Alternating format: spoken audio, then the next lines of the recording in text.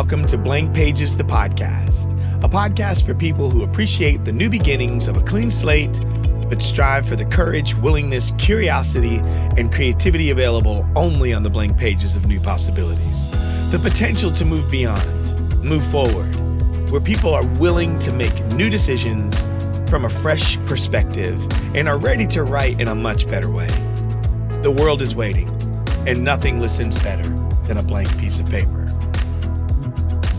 Well, hello and welcome to the show. I'm your host, Tim Pecoraro, and I'm so glad that you can join me here today as we go into episode 14 and continuing to build on this topic of communication. And thanks for those of you who are joining in and listening. I really appreciate you and your time, giving me a little bit of your time each week. And I hope this has been useful and helpful to you. And it's adding value to your life. For those of you who have been engaging with me on social media, the best place for those who haven't yet, the best place to do so would be at Tim Pecoraro on Instagram. So at Tim Pecoraro, and you will find me there. And if you go to the bio link in my Instagram account, you can find access to the newsletter, which I hope you'll sign up for. It is just this hub right now that will connect you to the future things that I'll be doing and podcast reviews. And I like to I try to connect people to things that are going to help them out. So I'll put it in a newsletter, and it's only going to come out to you once a month. And so, and you'll find out anything new that's happening, and I will be engaging more and more in the future on social media. But to just make best use of this time, I don't want to prolong much. I will say that I am going to have some interviews coming up that I'm doing, and we will be working in some video interviews as well. Well, I'll take advantage of the YouTube platform a little bit more as we move along, but I'm so excited about that stuff. Anyways, let me jump into this and let me just kind of chill for a second. Whew. All right. So I want to get into this, and it's so communication. This is we talked about who said it, right, and hopefully that's the credibility question. And hopefully, if you did listen to it, you understand it's not challenging anybody saying that you're not credible, or whatever, or you have to do things my way in order to be credible, or say things my way to be credible. No, it's none of that. So I'm just trying to help with just basic communication stuff. So the first episode I put out, episode 12, regarding communication, was just who said it. It was a credibility question. And then went into 13, it's just what's being communicated. It's the what part of it, the message that's coming out. But now I want to get into this how part, like how it's said, and communication it's huge, and so many things are sunk, I believe, daily because of poor communication or ineffective communication. And there's a ton of stuff you can find online, guys, on communication. There's nothing new under the sun, basically. I do believe it's new when it engages us, when it engages you. It's new when we actually take the things that we say that we know, and it's kind of like a seed. I know where my seeds are, but until I put them into the earth, nothing's going to grow. They'll stay in that packet. Right. So a lot of the things that we say we know, that's the equivalent of having, you want a garden and all the seeds are still in the bag in the garage. And I'm just trying to I'm trying to bring things forward that are going to help people to go, I don't want anyone to feel insulted or whatever. And I don't want anyone to overcomplicate things in their life. What I want people to do is just to take the time to do the simple things to say, hey, I can make better use of the information that I know.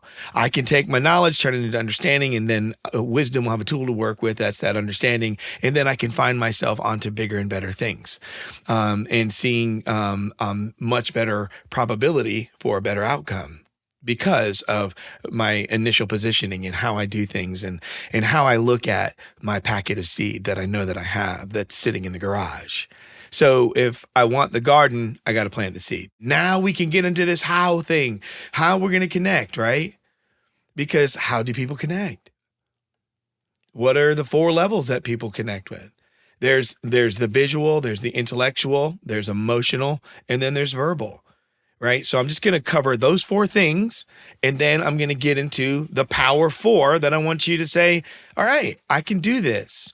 So what everybody sees, what people see, that's your visual connection. So what are things that you should be considering when you're connecting, right? If I understand how I connect, well, you want to eliminate distractions, right? You may want to think about how you express. Maybe if you're an introverted person, maybe there's more ways you can express. Maybe learn some more ways to express. Maybe if you're an extrovert, you learn ways to express less because that's still communicating something.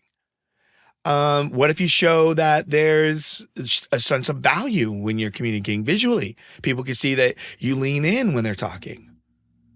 Maybe you don't cross your arms. You don't fold up. This is all body language stuff. I know it's emotional intelligence stuff, but I'm doing this on the how. This is like how we're going to communicate. So, and then also pay attention to what's going on around you visually. These are all visual things. Okay.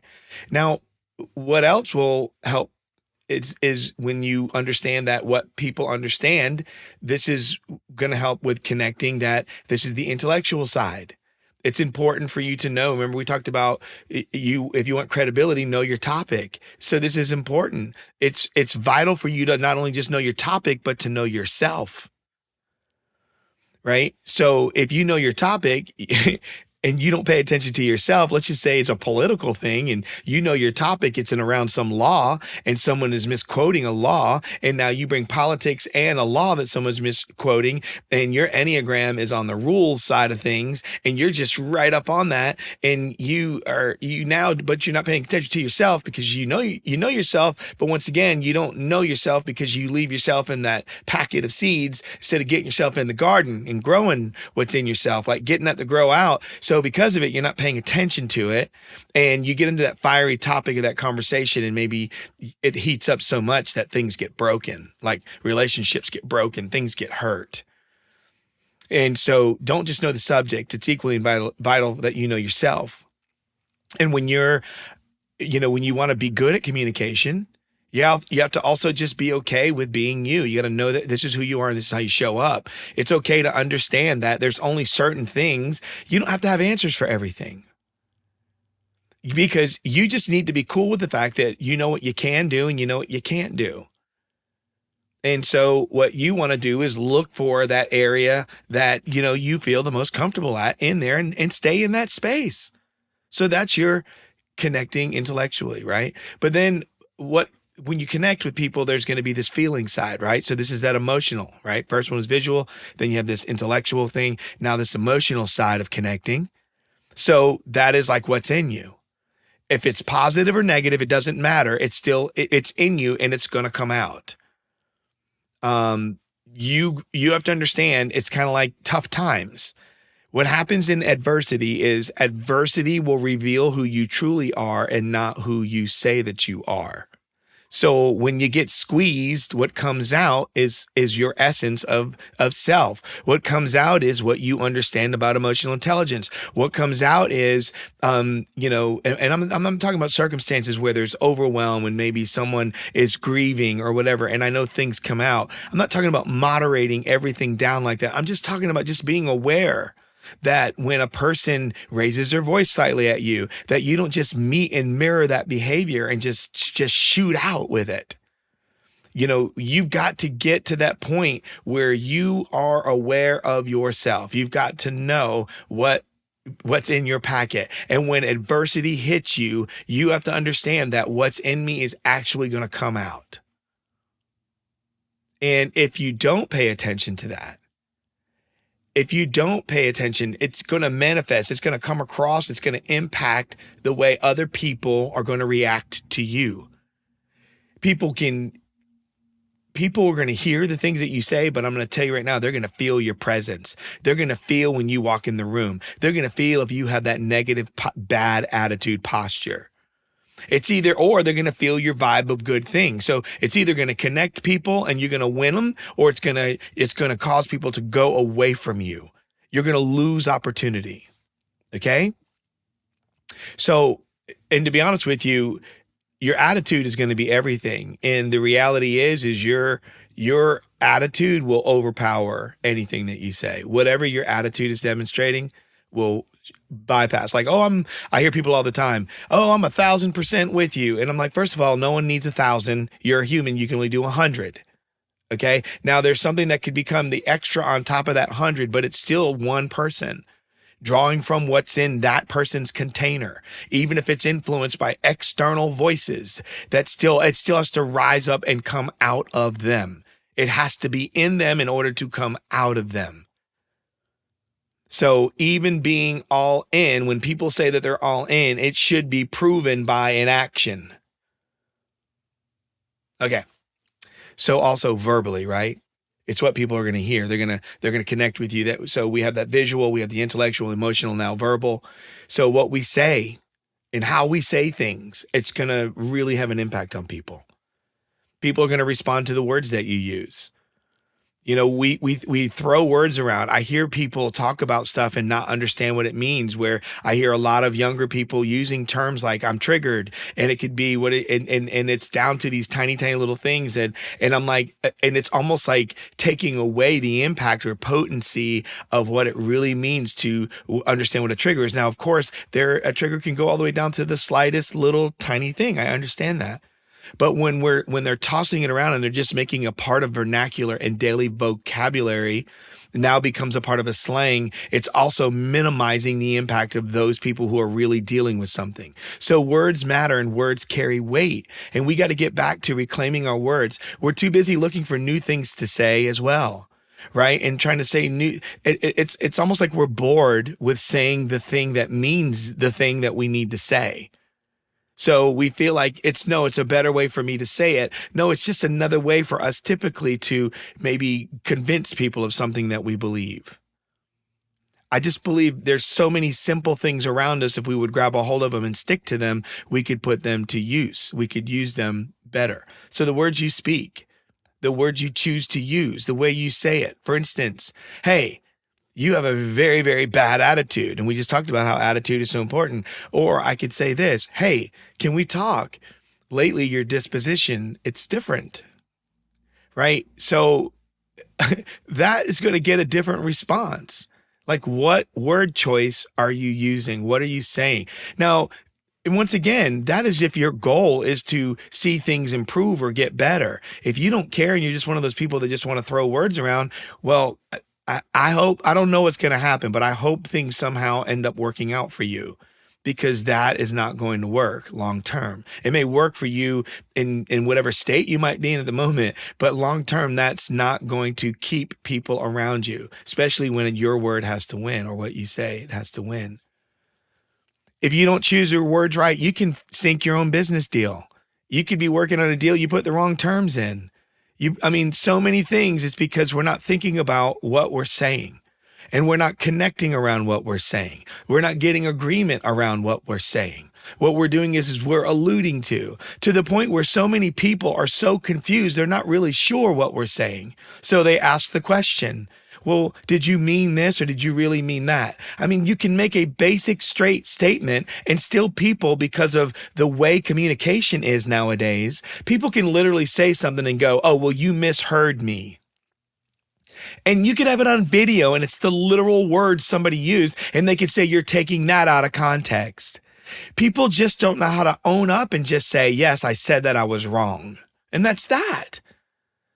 We just can't do it, because it's almost like people get punished for even making mistakes. So many people are so afraid, but it's making and breaking things. Words do. And words have weight. Words matter. Words can create. Words can tear down. The way you speak to your children, your friends. So just remember that. You can use the right words and take the most saddest story and start putting some hope into it, right? So and also when you're speaking, pay attention to your tone and your inflection, right? Your pace, right? I know I get excited and so I can overwhelm, and I get it. And these are all the parts of me. Some people, they may go, gosh, this guy's too intense, can't even listen. And I get it. Just like I can listen to people and go, ooh, that person's pace bugs me, or man, are they stuck, or what's happening, right? I get it.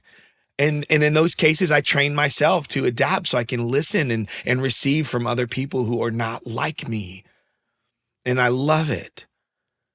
But I'm teaching myself how to value that, right? Because that's important to me.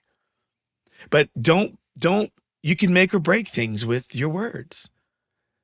And remember all of the things I'm talking about, the inflection, your timing, your word, your pace, how loud, how soft, right? Like all those things have the potential to help you connect to or even break a disconnection, break up connecting with someone else when you speak. So just think about those. There's simple four things, right? There's you connect with your intellect, right? This is what you understand. You connect with your emotions. It's what you feel. You connect verbally. It's what you hear, right? You connect, yeah, emotion, what you feel. So you've got those four things: visual, intellectual, emotional, verbal. So let's close this out. How do I want to do that? I just want to talk to you a way to just look at that. And these are like the four power things that go along with that. These are the four power things that help you with those areas that I just covered with you. So there's the emotional side of things, right? It's that's your heart, right? Then you have this helpful side, which is clarity, support. And then there's this hopeful side, which is the positivity and possibilities. And then you have what I want to call like the lighter side of things, where there's levity, right, in your engagement. Like learn to lighten up. So these are your power four. This is your heart. So what do I mean by that to help you with those things? Your heart is just when you put heart in your communication, it means that you're speaking authentically and you have compassion. You show you care. You create a genuine connection. Right? And the more sincerity you can put into the thing that you're doing, the more warmth into the communication, it resonates on a deeper level. It creates the possibility for the seeds of connection and communication to go a little deeper.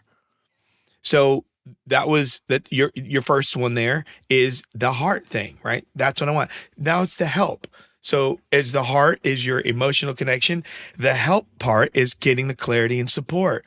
So when you're effectively communicating, you're prioritizing being clear. You're prioritizing being informative. You're prioritizing somehow being supportive, and you're guiding whoever's listening to you, if it's an audience that you're speaking, or if it's a key, whatever you're doing, if it's a class you're facilitating, or it's the conversation that you're in. It will help people when it's supportive get to the intended understanding or action that you want, right? So me being to be helpful to you with all the heart that I have, I'm trying to break these things down into a simple way to where you can grab this and say, this is going to give me some, the intended understanding Tim's giving is that I understand that I can connect at these levels. I can connect with heart. I can be helpful. I can be clear so that I can take that and move forward. So what is the action that I can do, right? Tim's saying, find the action. So when you're helpful, you're clear in your articulation. When you speak to someone, you try to be mindful in how you even structure what you're saying, if you're afforded that time, so that it helps a person to comprehend what you're talking about. And you want to offer that support also with your tone, right? When you're helpful. So don't make a person feel dumb, right? So be careful that when you're talking, because I can do that. I can make a person feel, and it's something I understand. And I don't want to be like that. I don't, right? But I sometimes when I'm talking to someone and trying to help them, that it ends up hurting a little bit because it sounds like maybe it's too corrective and it's not helpful enough. So yeah, I hope that makes sense. So now that I have that clarity and support, then I want that positivity, right? I want the possibility, which is your hope side. So make sure that your communication, how you communicate, you want to inspire or motivate people. That's part of your how. Let your communication be hopeful. Let it have a sense of optimism and some positivity in what you're doing. Like you want to say, hey, when I communicate, it's optimistic. It's positive. It's glass half full. Okay. I'm a realist. Well, I am a realist. I know it's half empty if it's half full. I get that, but I'm trying to build something. Therefore, my focus goes to the half full side. So I pay attention more foundationally, and I can create from a place that lets me know I'm halfway there. So that gives me I can do it. And I want it to be encouraging. I want it to be a hopeful tone. I want it to be uplifting language. I want my body to present that it's that way. And so, and I know when I initially said this, I was going to give you 4. I'm just going to give you these 3. And this hope one, because the 4th one, well, no, never. I'm going to give you the 4th one. It's levity, right? I mentioned it already. It's a lightness. It's not just humor and being lighthearted, but it's when you're when you're talking to people, you want to feel like it's just got some lightness to it. It feels accessible. It feels like there's some room in there. It feels like, the air's circulating. If you're a person that likes it, it's got feng shui. Like it's breathable. It's a hot day and you have on your dry fit top. And it's hot, but this is something that's moisture wicking and you love being outside, but the heat is difficult. So you drop in the lightness of your dry fit shirt to kind of moisture wicking, to get the sweat off you so you could still enjoy doing what you like. So that's the thing. You still enjoy communicating, but bring in that levity. Bring it in. Bring in the lightness in it. Those are your 4 right there. Okay? Your heart, the help, the hope, right? And then the lightness, the levity. And what are those? It's the emotional connection, the clarity and support, positivity and possibility, and it's the levity in your engagement. I hope this has been helpful. And I hope that you will sit down and go, man, how can I bring more heart? How can I do more clarity and support and help? How can I bring more positivity and possibility and hope into this conversation? And what can I do with levity in my engagement? The lightness. How can I bring the moisture wicking top into there on the hot day? I love being outside. It's hot, but it's really hot. And I don't want to have to go inside and be in the air conditioning. So a way that I can do it is I find this shirt, right? So the other things, what is the thing you can introduce into the conversation to keep things moving along? Okay? Take some time with it. You've got this. You can do it. It's already inside of you. Remember, we're just trying to get out of you what's in you. Now you're observing things, but it's in you. All the tools. You can see things, you can read things, listen to things, but it's in you. And I want you to as you're communicating, your credibility is there, who you're saying, what is being said, the content of what you're saying, it's just so important, but how you say it. Right? How you're going to say it. You can do this. I thank you so much for listening. I appreciate all of you for taking the time and giving a little bit of time out of your day to hear these things, and I hope they will add value to your life. So until we talk next time, we'll talk soon.